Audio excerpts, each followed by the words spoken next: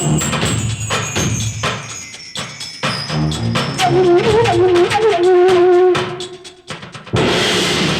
சரி தலைவரே, அவங்க சைடு ரொம்ப ஸ்ட்ராங்கா இருக்க. இந்த தடவை நம்ம ஆட்சியை எப்படி பிடிச்சே ஆகணும். எப்படியாவது தலைவர் கோட்டைக்கு போயே ஆகணும்.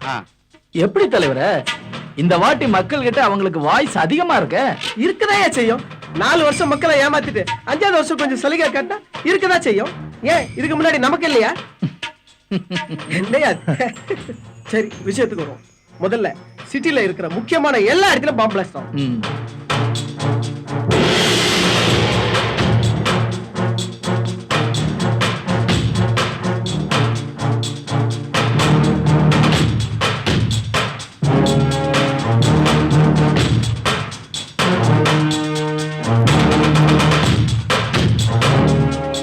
வணக்கம் தெரியுமா தெய்வமே,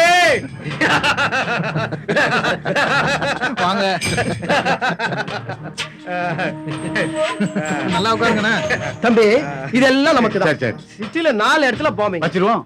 இதுல 30 கோடி ரூபாய். அப்படியே 2 போலீஸ் ஸ்டேஷன் எரிச்சிருவோம். தலைவர் கோட்டைக்கு போயே ஆகணும். உங்க தலைவரை கோட்டையில உட்கார வைக்காம நான் தூங்கவே மாட்டேன். இந்த எலெக்ஷன்ல நம்ம தாமல. செல்போன்ல எல்லாம் ரெக்கார்ட் ஆயிடுச்சு, நான் யாருன்னு காட்டுறேன்.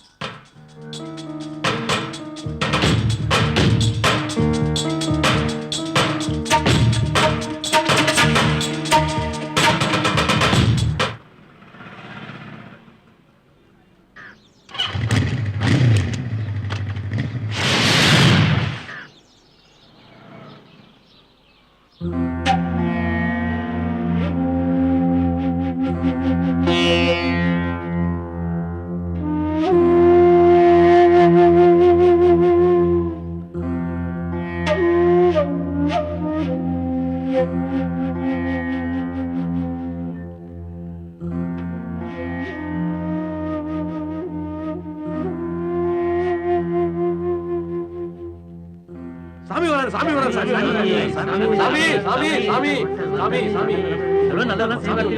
எப்படிப்பட்ட சாமி தெரியுமா அவரு?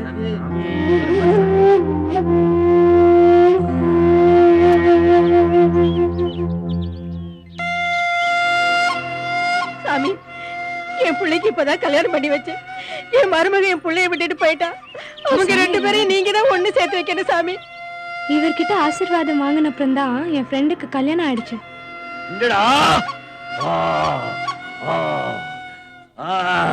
என் வயிற்றுக்கு பேய் பிடிச்சிச்சு சாமி. ஆசிரமத்தில் 5 நாள் தங்க வைடா, எல்லாம் சரியா போயிடும்.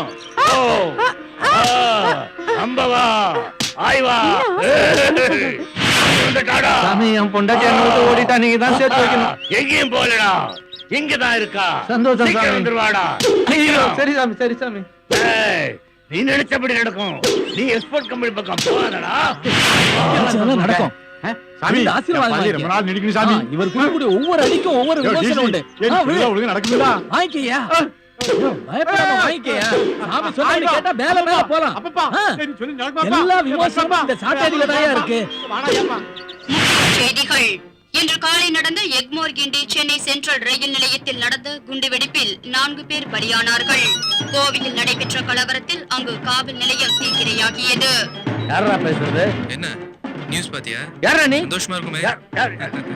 நீ மினிஸ்டர் திருப்பதி சாமி 3 பேரும் போட்ட திட்டத்தை நான் செல்போன்ல ரெக்கார்ட் பண்ணிட்டேன். கூடிய சீக்கிரமே இதையும் நீ டிவில பாப்ப. என் பொண்டாட்டி என்கிட்ட இருந்து பிரிச்சிட்டல்ல. யாரா நீ?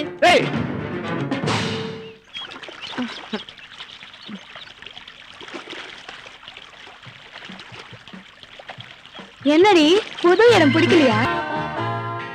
யா, please sit down. Thank you sir. நீங்க எதுக்கு வந்திருக்கீங்க தெரியுமா? இன்டர்வியூக்கு சார். அது தெரியும், நீங்களா ரிசப்ஷன் வேலைக்கு வந்திருக்கீங்க. பட் இது குரூப் டிஸ்கஷன் தெரியுமா உங்களுக்கு? ரிசப்ஷன்ல இருக்கிற நீங்க கஸ்டமர் எப்படி வர வைப்பீங்க? சந்தனம் வச்சு பன்னீர் தெளிச்சு வர வைப்போம் சார். அது கல்யாணத்துல. இது ஆபீஸ். என்ன சார் வேணும்? எனக்கா? இல்ல, வரவங்க கிட்ட கேட்போம் சார். ஓகே, அப்ப பிஎஃப் பத்தி உங்க ஒபினியன் என்ன? பிஎஃப்னா பாய் ஃப்ரெண்ட் தானே சார்? அது ஒரு டைம் பாஸ். காலேஜ் போகும்போதும் டிராவல் பண்ணும்போதும் இல்ல ஒரு படத்துக்கு போகும்போதும் நம்ம ஆசைப்பட்ட இடத்த பார்க்க போகும்போதும் நம்ம சேஃப்டியா இருக்க வேண்டாமா? அதுக்காக வச்சுக்கிறதா சார் இந்த பாய் ஃப்ரெண்ட். பஸ் ஸ்டாப்ல நிக்கிறீங்க, ஆபீஸ் டைம் ஆகுது. அதான் உங்க பாய் ஃப்ரெண்டு திடீர்னு மாபலின் கூப்பிடுறாரு. அப்ப என்ன பண்ணுவீங்க? Simple sir. உடனே ஆபீஸ்க்கு ஒரு ஃபோன் பண்ணுவேன். மேனேஜர் கிட்ட என் ஃப்ரெண்டு உங்களை பார்க்கணும்னு சொன்னாலே அவளை இருந்து கூட்டிட்டு வரட்டுமா இல்ல நாளைக்கு கூட்டிட்டு வரட்டுமான்னா உடனே அந்த கிழம் வேணா நீ லீவ் போட்டாலும் பரவாயில்ல, நீ இருந்து அவளை கூட்டிட்டு வான்னு அந்த கிழம் சொல்லிடும். அப்புறம் என்ன, அப்பா அம்மாக்கு ஃபோன் பண்ணி ஆடிட்டிங் விஷயமா மகாபலிபுரம் போறேன்னு சொல்லிட்டு செல் ஆஃப் பண்ணி வச்சிருவேன். இந்த பாதுகாப்பு கவசம் சொல்றாங்களே, அதான் சார் ஹெல்மெட். அத அவன் தலையில மாட்டிக்குவான். உண்மையாலுமே எங்களை மாதிரி ஆளுங்களுக்கு அது பாதுகாப்பு கவசம் தான் சார். என் துப்பட்டாவ நான் முகத்துல மூடிக்கிட்டேன்னா வெயில இருந்து தப்பிச்ச மாதிரி இருக்கும், என் வீட்டுக்கார் கண்ணுல இருந்து மறைஞ்ச மாதிரியும் இருக்கும். அவனதானே கல்யாணம் பண்ணிப்பீங்க? அந்த மூஞ்சியெல்லாம் யார் கல்யாணம் பண்ணிப்பா? நல்ல பிசினஸ் மேனா பார்த்து மைக்கு கல்யாணம் பண்ணிப்போம். சேரி கட்ட மாஃபியா கும்பலா இருப்பீங்க போல இருக்கு. சரி, பிசினஸ் மேனை எப்படி மயக்குவீங்க? ஏய் எல்லாம் ஏந்து வாங்கடி, இவரை எப்படி வசியம் பண்றதுன்னு நமக்கு தெரியும். கஷ்டப்பட்டா எப்படி சார்? ஏன் சார் இவ்வளவு நேரம்? அக்கா, இது என்னது இது? அக்கா அக்கா, ஐயோ யாரோ வந்துட்டாங்க, இறங்கு. ஐயோ எனக்கு புரியலையே. ஐயோ ஐயோ. அட நீங்கெல்லாம் எப்படிங்க எல்லாரும்? என்னப்பா இன்னைக்கு என்ன கனவு? என்னம்மா ஐயா இன்னைக்கு கனவு கண்டாரா? நீ குடுக்கிற செல்லத்துல அவன் கனவு கொண்டு வாழ்க்கையே கனவு போகுது. ஏன் தம்பி திட்டுறீங்க? எப்படி அழைச்சு போயிட்டா பாத்தீங்களா? ஆமா, இது குழந்தை மடியில வச்சு கொஞ்சி இவனை கெடுக்கிறதே நீதாண்டி. நானும் அவனை கெடுக்கிறேன். நீங்க ஒரு நல்ல கேஸ பார்த்து அவனுக்கு புடிச்சு கொடுக்க வேண்டியதானே? ஆமா, இவனை கஷ்டப்பட்டு வக்கீலுக்கு படிக்க வச்சு ஒரு லாயருக்கு ஜூனியரா சேர்த்து விட்டேன். இது வரைக்கும் ஒரு பெட்டி கதை பிடிச்சிருப்பானா? உங்களால முடியாதுன்னு சொல்லுங்க. ஏன் அவனை திட்டிட்டு இருக்கீங்க? நீ வா தம்பி, நம்ம போலாம். ஆமா, என் ஃப்ரெண்ட கேஸ் விஷயமா பாக்க சொன்னேன் பாத்தியா? ஒன்னால அவர் முன்னாடி நின்னு பேச முடியாம தவிக்கிறேன். அப்ப அவர் பின்னாடி போய் பேச சொல்லுங்கக்கா. டேய் வாடா, மணி 9:00 வந்து சாப்பிட்டு கிளம்பு. வெட்டியா சினிமா இன்னைக்கு எந்த சினிமா கம்பெனி போறாரோ? யுவர் ஆனர், இதோ இந்த கூண்டில் இருக்கும் என் கட்சிக்காரர். யோ, உன் பேர் என்னயா? எங்க நின்னுகிட்டு இருக்கிறோம்? இப்ப வந்து பேரெல்லாம் கேட்டுக்கிட்டு இதெல்லாம் முதல்ல கேட்க வேண்டாமா? யோ, பேரை சொல்லியா? வீட்டுல வச்ச பேரை சொல்லவா, இல்ல சின்ன வீடு செல்லமா கூப்பிடுமே அந்த பேரை சொல்லவா, இல்ல கள்ளச்சாரம் வைத்து மாட்டிக்கிட்டேனே அப்ப சொன்ன பேரை சொல்லவா? இது வேற இருக்கா? சரியா மாட்டினடி. யோ, ஏதோ ஒரு பேர் சொல்லியா? எமுரு குமுரு தாஸ். யோ, இதெல்லாம் ஒரு பேராயா அது? சொல்லியிருந்தா அந்த கேஸ் எடுத்துக்க மாட்டேன். மகமாயி எனக்கு ஒரு நல்ல தீர்ப்பு சொல்லுமா? என் கட்சிக்காரர் சின்ன வீடு வச்சிருந்தார். அப்படி போடு. ஆனால் அங்கே அடிக்கடி சென்றாரா? இல்லை. அப்படி சொல்றா என் சிங்க குட்டி. கோயில் பணத்தை கொள்ளடித்தாரா இல்லை அம்மன் நகைகளை விற்று நிலம் வாங்கினாரா? இவருக்கு ஏன் தரப்படவில்லை முதல் மரியாதை? எப்படி பாயிண்ட கரெக்டா புடிச்சிட்டான். கணம் கோட்டாரவர்களை தாங்களே கேட்டீர்கள். கோவில் நகை கொள்ளை, கள்ளச்சாராயம், சின்ன வீடு செட்டப்பு. இப்படிப்பட்டவருக்கு முதல் மரியாதை தேவைதானா? உங்கள் இருவரின் வாதத்தை வைத்து பார்க்கும் பொழுது இவருக்கு முதல் மரியாதை தர வேண்டியதில்லை என்பது தெளிவாகிறது. மேலும் எதிர்காலத்தில் இது போன்ற பகைமைகள் வளரும் என்பதால் அந்த கோயிலை காலவரையின்றி மூட உத்தரவிடுகிறேன். மேலும் இவர் கள்ளச்சாராயம் காய்ச்சி விற்ற குற்றத்திற்காக 3 மாதம் கடுங்காவல் தண்டனை விதித்து தீர்ப்பளிக்கிறேன். ஐயோ, முதல்ல இந்த கோர்ட் முடிஞ்ச உடனே நான் எஸ் ஆயிடணும். இல்லன்னா என்ன அவன் டபுள் ஆகிடும் போல இருக்குது.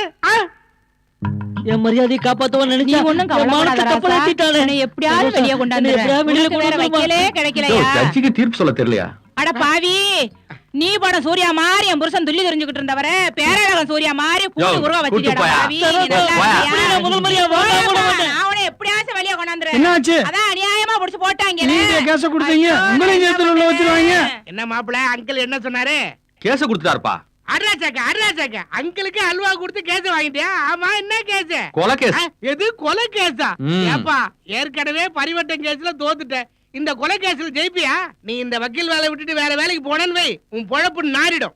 நான் உங்ககிட்ட 10,000 ரூபாய் பணம் கொடுத்து உங்ககிட்ட ஜூனியரா வேலை செய்யறது இல்லாம அதோட இல்லாம ஒவ்வொரு கேஸா புடிச்சிட்டு வந்து உனக்கு நான் தரேன். இத நம்பி என் மாமா அவரு பொண்ணை எனக்கு கல்யாணம் பண்ணி தரேன்ட்டாரு. உன்னை நம்பிதான் நான் வேலையை விட்டுலான்னு. வேலையை விட்டுட்டு சினிமால ஏதாவது ட்ரை பண்ணலான்னு. இது என்ன தெரியுதா? கத்தி. இது உன் பார்வைக்கு இந்த மஞ்ச பைக்குள்ள இருக்கிற மாதிரி தெரியும். ஆனா என் பார்வைக்கு உன் கழுத்துக்கு நேரா இருக்குது. அறுத்துரும் ஜாக்கிரத. அதான் இந்த வேலையே பிடிக்கலையா? ஏன் பிடிக்கல? என்னது பிடிக்கலையா? ஏப்பா, எனக்கு தெரிஞ்ச சினிமா டைரக்டர் பூபாலன்னு ஒருத்தர் இருக்காரு, அவர்கிட்ட போப்பா. போ. சரி வா, போறேன் வா. நானும் வரேன்.